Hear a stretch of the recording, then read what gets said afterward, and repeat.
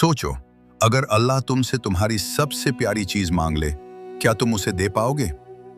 हजारों साल पहले एक अजीम नबी थे, हजरत इब्राहिम अलैहिस्सलाम। वो अल्लाह से बेपनाह मोहब्बत करते थे। उनकी जिंदगी का हर लम्हा सिर्फ अल्लाह के लिए था। लेकिन उनके दिल में एक दर्द था, औलाद का दर्द। सालों तक दुआ के बाद अल्लाह ने उन्हें एक प्यारा बेटा अता फरमाया, हजरत इस्माइल अलैहिस्सलाम। वो बेटा सिर्फ बेटा नहीं था, उनकी खुशी, उनका सुकून, उनकी पूरी दुनिया था। फिर एक रात सब कुछ बदल गया। हजरत इब्राहिम अलैहिस्सलाम ने एक ख्वाब देखा, एक ऐसा ख्वाब जो किसी भी बाप के लिए सबसे बड़ा इम्तिहान होता है, कि वो अपने ही बेटे को अल्लाह की राह में कुर्बान कर रहे हैं। ये सिर्फ एक ख्वाब नहीं था, ये अल्लाह का हुक्म था। इब्राहिम अलैहिस्सलाम ने अपने जज्बात को अल्लाह के हुक्म के सामने झुका दिया। उन्होंने अपने बेटे से कहा, बेटा, मैंने ख्वाब देखा है कि मैं तुम्हें अल्लाह के लिए कुर्बान कर रहा हूं।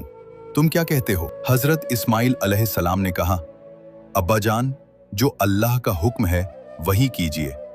इंशाअल्लाह आप मुझे सब्र करने वालों में पाएंगे।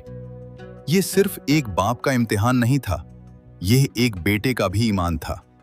दोनों चल दिए अल्लाह के हुक्म को पूरा करने के लिए। रेगिस्तान की गर्मी, दिल में तूफान, लेकिन जुबान पर सिर्फ अल्लाह का नाम।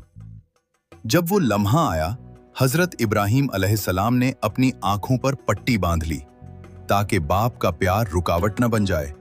और फिर उन्होंने छुरी चलानी चाहिए, लेकिन अल्लाह को उनका जज्बा देखना था, कुर्बानी नहीं। जैसे ही छुरी चली, अल्लाह ने हजरत इस्माइल अलैहिस्सलाम को महफूज कर लिया और उनकी जगह एक दुम्बा भेज दिया।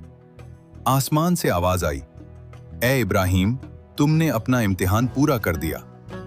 यही वो लम्हा था जहां से कुर्बानी का सिलसिला शुरू हुआ। आज हम ईद उल अजहा पर जो कुर्बानी करते हैं, वो सिर्फ एक जानवर की कुर्बानी नहीं होती। ये अपनी ख्वाहिशात, अपनी मोहब्बत और अपने नफ्स को अल्लाह के लिए छोड़ देने का पैगाम है। याद रखो, अल्लाह को न तुम्हारा गोश्त पहुंचता है, न तुम्हारा खून। उस तक सिर्फ तुम्हारी नीयत और तुम्हारा तकवा पहुंचता है। तो इस ईद सिर्फ जानवर नहीं, अपने अंदर की बुरी आदतों को भी कुर्बान करो। यही है असल कुर्बानी, यही है अल्लाह की रजा का रास्ता।